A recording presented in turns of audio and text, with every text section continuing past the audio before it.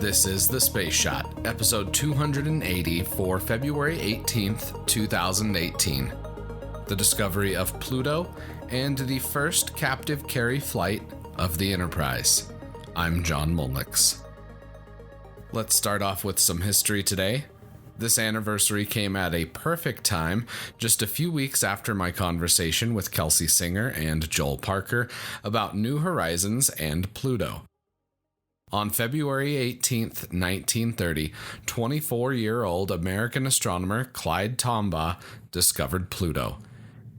Tombaugh exposed photographic plates with a camera that was attached to a telescope. This painstaking work meant that he compared the plates with a tool called a blink comparator night after night. This microscope-like setup allowed astronomers to blink back and forth between two images, which helped them spot when an object in the image moved.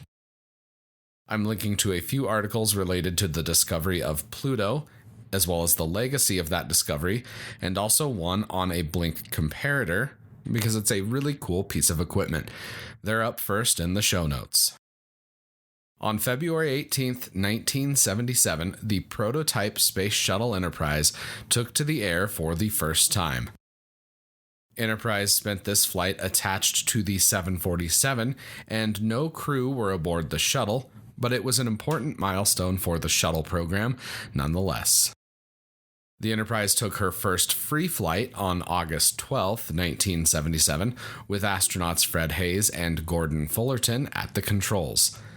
A series of approach and landing tests culminated with the final free flight of Enterprise on October 26, 1977. Enterprise never flew into space. The refit that was required to make the shuttle spaceworthy was too extensive and expensive. I've talked about the Enterprise in episodes 90 and 165, the first and last test flights, respectively, as well as in episode 126. Episode 90 is one of my favorite episodes that I've produced, so go back and give it a listen. That's it for today's episode, a little bit shorter. I've got some work that I'm doing for my talk in April, and I'm going to try to squeeze those in whenever I can on the weekends and whenever I have a day off. So there will be the occasional episode that's a little bit shorter as I prepare for that talk.